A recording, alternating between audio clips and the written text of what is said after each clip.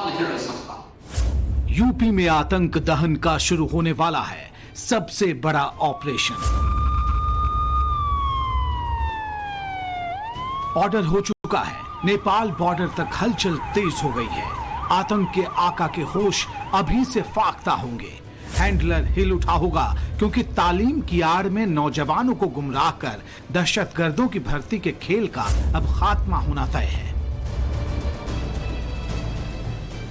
UP के ऐसे 4000 मदरसों की फंडिंग के सोर्स की जांच के आदेश एसआईटी को दिए हैं, जिनका हिसाब किताब संदेह के घेरे में है। इस जांच का मकसद आतंकवाद, धर्मांतरण और देश विरोधी गतिविधियों की साजिश को ध्वस्त करना है। योगी सरकार ने एडीजी एटीएस की अगुवाई में 3 सदस्यों की टीम बनाई है। इस टीम में ADG ATS Mohit Agarwal, SP cyber crime त्रिवेणी सिंह और अल्पसंख्यक कल्याण विभाग के निदेशक जे रीभा को भी शामिल किया गया है। इनका काम होगा सभी मदरसों को मिलने वाली विदेशी और गैर कानूनी फंडिंग के स्रोत का पता लगाना, गड़बड़ी के संदेह वाले 4000 मदरसों की फंडिंग की पाई का स्रोत और पूरा हिसाब सामने लाना, मदरसों को नोटिस देकर उनके विदेशी मुद्रा खाते और लेन देन की जानकारी हासिल करना।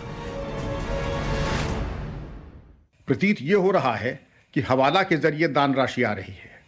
दिखाई ये पड़ रहा है कि कई मदरसों के द्वारा अवांछनीय व्यक्तियों से धनराशि प्राप्त की गई।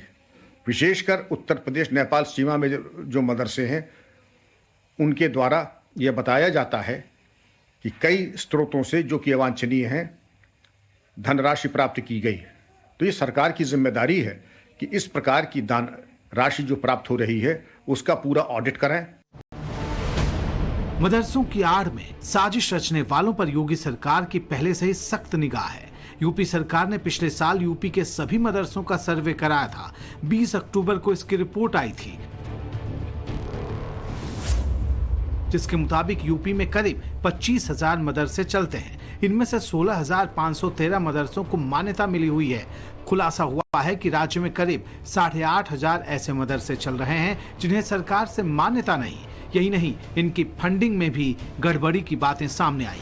सबसे ज्यादा बिना मान्यता के मदरसे मुरादाबाद में मिले, जो 550 से ज्यादा थे, तो बस्ती में 350, लखनऊ में 100, प्रयागराज में 90, आजमगढ़ में 95, मऊ में 90 और कानपुर में 85 से अधिक मदरसे बिना मान्यता के संचालित किए जाने का खुलासा हुआ।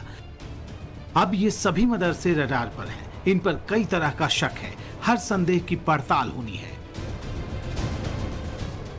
फंडिंग कहाँ से आती है, उसमें पढ़ाया क्या जाता है, उसमें ट्रस्ट में किसके नाम लिखे हैं, तो मेरे ख्याल से किसी मदरसे को दिक्कत नहीं होनी चाहिए। और दिक्कत केवल उसी मदरसे को होगी जिसको शायद कुछ छुपाना होगा। और आई थिंक जो थोड़ी सी दिक्कत की बात है या घबराहट की बात है, हमने बहुत बार देखा है मदरसों के, उत्तर प्रदेश के उदाहरण हैं, साउथ के उदाहरण हैं, मदरसों के बहुत सारे लोग किसी तरह से भ्रमित होकर आईएसआईएस में पाए गए, अलकायदा में पाए गए। तो मेरे ख्याल से जांच होनी चाहिए। और आपको एसआईटी जांच के एजेंडे की हर बड़ी बात बताएंगे, लेकिन उससे पहले ये जान लीजिए कि गैर मान्यता प्राप्त मदरसे आखिर क्यों जांच के घेरे में आ गए हैं। दरअसल इन पर सबसे बड़ा संदेह कट्टरपंथी संगठनों से संबंध का है। इसके साथ ही विदेशी इस्लामी संगठनों से फंडिंग और देश विरोधी गतिविधि में शामिल होने का भी संदेह है। इन्हें कानून व्यवस्था के लिए भी खतरा बताया जा रहा है।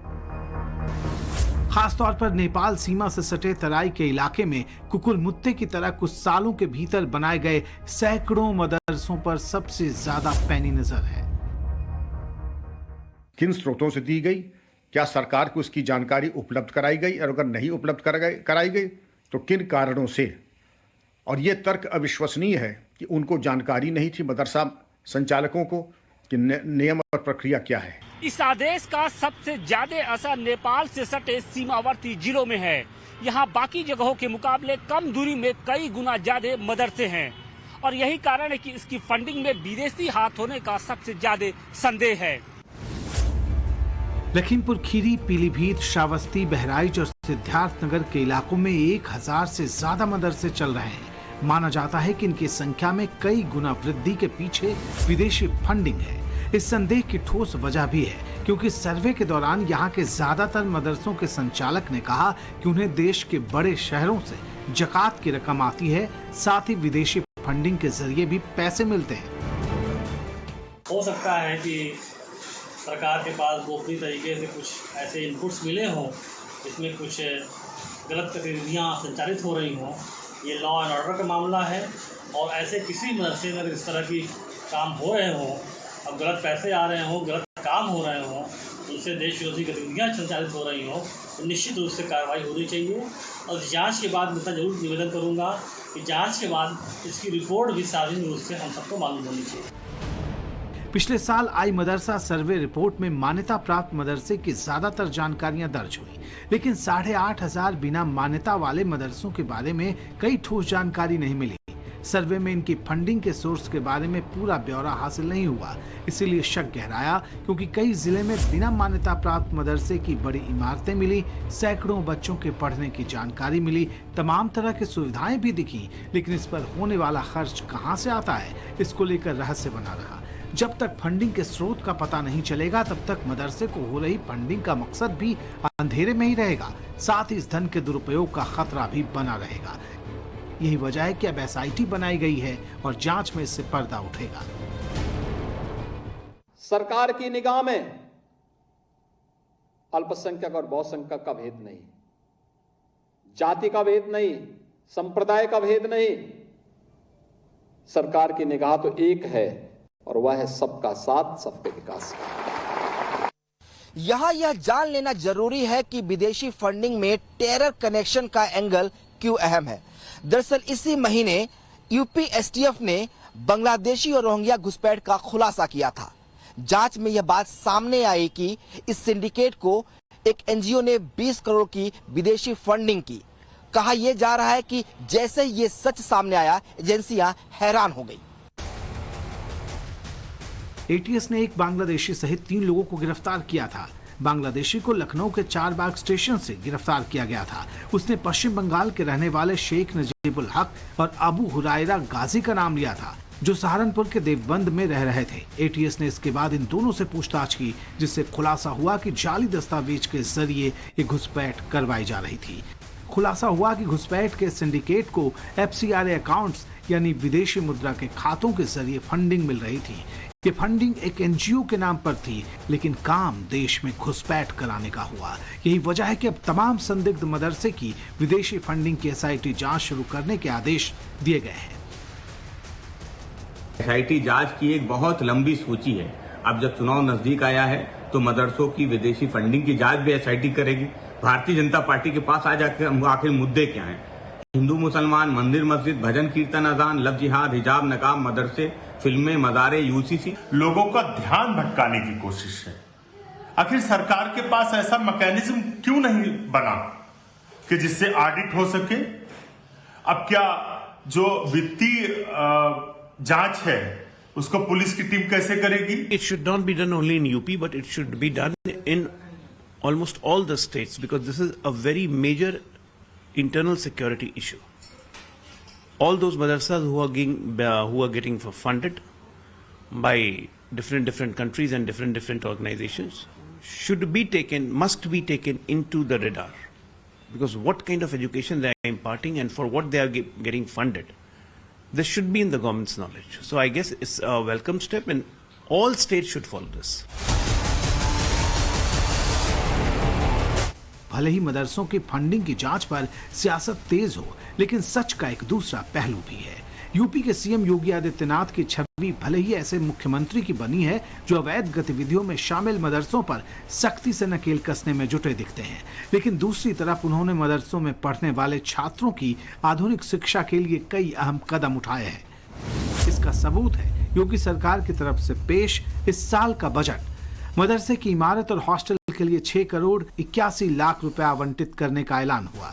7,442 मदरसों में बुक बैंक, साइंस और मैथ के किट्स दिए गए। विज्ञान की किताबों के किट के लिए 50,000 रुपए, गणित के लिए 15,000 रुपए देने का ऐलान हुआ। आलिया और उच्च आलिया स्तर के मदरसों में कंप्यूटर लैब के लिए 1 लाख रुपए हर मदरसे को अनुदान देने की घोषणा हुई। 1275 मदरसों में कंप्यूटर दिए गए। डिजिटल लिटरेसी को सिलेबस में शामिल करने की योजना का ऐलान हुआ। AI और कोडिंग सिखाने की तैयारी हुई। ग्रेजुएट टीचर्स के लिए 6,000 रुपए मानदेय, PG BEd टीचर्स को 12,000 रुपए मानदेय देने की घोषणा हुई। यानी मकसद सिर्फ मुस्लिम बच्चों के बेहतर भविष्य को सुरक्षित करना है। इसी वजह से सीएम योगी आदित्यनाथ ने शिक्षा की आड़ में विदेशी कामों में शामिल मदरसों का कच्चा चिट्ठा तैयार करने का आदेश दिया है। क्योंकि ये बात कई बार सामने आ चुकी है कि कुछ मदरसे आतंकवादी गतिविधियों में शामिल हैं। इसी साल जनवरी में यूपी के सहारनपुर से लेकर उत्तराखंड के हरिद्वार से कुछ लड़कों को गिरफ्तार किया गया था। ये वो थे जो मदरसे में पढ़ते थे और जिनका ब्रेन वॉश किया जा चुका था। यूपी पुलिस ने तब साफ कहा था कि राज्य में जिहादी मानसिकता के कुछ संगठन नौजवानों को गुमराह करने में जुटे हैं। इन्हें अल-कायदा इंडियन सब कॉन्टिनेंट यानी AQIS और जमात उल मुजाहिदीन बांग्लादेश के नेटवर्क से जोड़ा गया था। कहा गया था कि मदरसे में पढ़ाई के दौरान ही आतंकी संगठनों के संपर्क में आए। इनके पास से जिहादी साहित्य मिला, कई ऐसी चीजें मिली जो इनके कट्टरपंथी रुझान को जाहिर करने वाली थी। इस दौरान सबसे चौंकाने वाली बात फंडिंग के सामने आई। ATS की जांच में ये सामने आया कि कुछ आरोपियों के खाते में संदिग्ध फंडिंग भी हुई थी। ये सही है कि पहले भी मदरसों के संबंध में जांचें हो चुकी हैं, लेकिन वो जांचें प्रशासनिक थी। वर्तमान जांच SIT की है, जिसमें IT एक्सपर्ट्स, एक ADG स्तर का अधिकारी, अन्य विभाग के वरिष्ठ अधिकारी सम्मिलित हैं। आवश्यकतानुसार विशेषज्ञों को भी इसमें को-ऑप्ट और सम्मिलित किया जाएगा। सुरक्षा विशेषज्ञों की माने तो आतंकी संगठनों के लिए अवैध मदरसे मुस्लिम नौजवानों तक पहुंचने का आसान रास्ता बनते हैं। ऐसे मदरसों को दीनी तालीम के नाम पर आधुनिक शिक्षा से दूर रखा जाता है।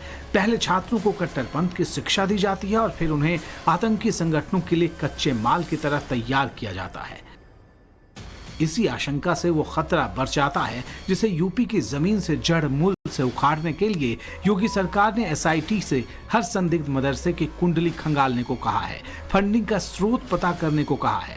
आतंकवाद भारत के अंदर अपनी अंतिम सांसें गिन रहा है और मुझे लगता है कोई सबके समान आतंकवाद को, उग्रवाद को, किसी भी प्रकार की अराजकता को कभी मान्यता नहीं दे सकता। अगर मानवता के कल्याण का मार्ग हमें आगे बढ़ाना है तो हमें उस प्रकार की किसी भी दुष्प्रवृत्ति को जो समाज की सुरक्षा के लिए सभ्य समाज के नाम पर कलंक हो, उसको पूरी तरीके से समाप्त करना ही होगा।